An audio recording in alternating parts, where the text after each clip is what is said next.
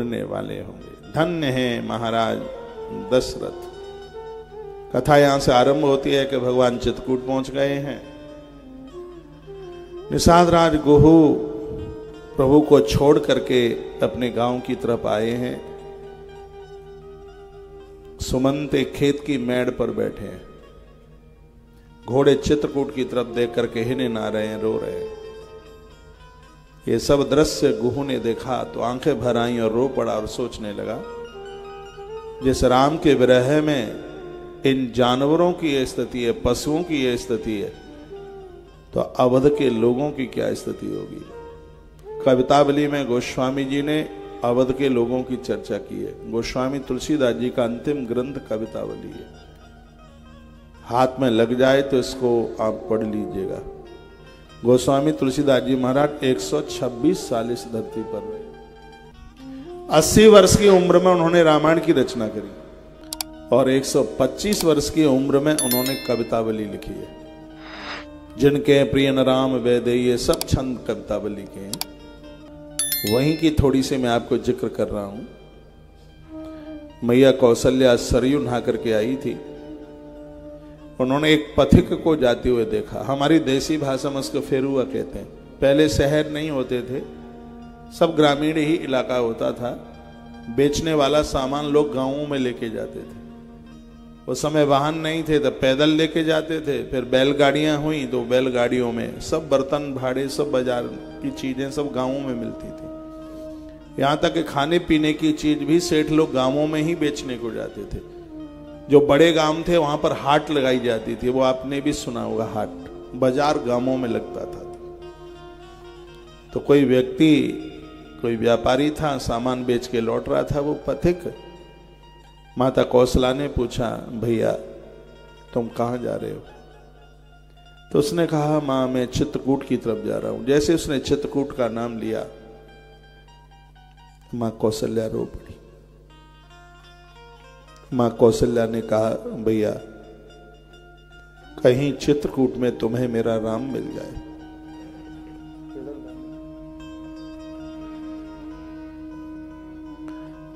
मेरे राम को कह देना, राघव थोड़ा देने, एक बार अवध लौट के आ जाओ। इस बुढ़ी कौशल्या के लिए नहीं, बस एक बार अपनी घोड़शाला में आकर के उन घोड़ों को देख लो, जिन घोड़ों को तुमने पतेले भर भर करके दूध पिलाए थे। राम तुम गए हो तब से उन्होंने जल भी छोड़ दिया है। राम तेरी याद में अयोध्या के पशुओं की ये स्थिति है, तो यहाँ के नर नारियों की क्या हालात होगी। ऐसा गोस्वामी जी ने लिखा। कल मैंने निवेदन किया था, अवध वालों, अवध के लोगों के पास बहुत बड़ा संयम था। 14 साल तक विवाह नहीं हुआ, संतानें नहीं हुई। दशरथ राजा को छोड़कर किसी की मृत्यु नहीं हुई। बूढ़े बूढ़े लोगों ने महादेव से यही मांगा, हम मोक्ष नहीं मांगते, बस हे महादेव इतनी कृपा बस कर दो, 14 साल तक हम जिंदे बने रहे, सिर्फ राम का मुख देखना चाहते हैं। मंदिर में पहुंच करके अवध के लोग यही बोलते थे।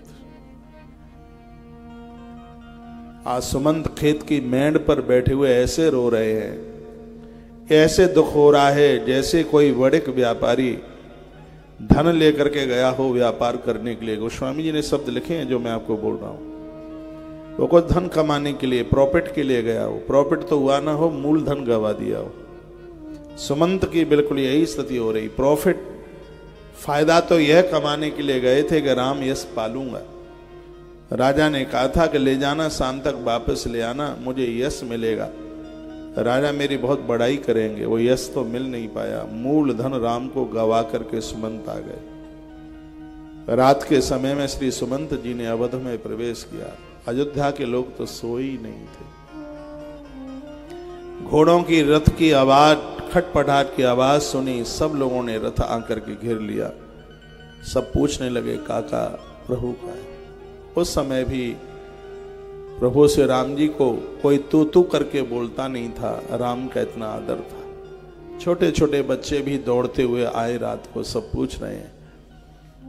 एक ही बात सुमंत ने कही कि अवध का भाग्य फूट गया।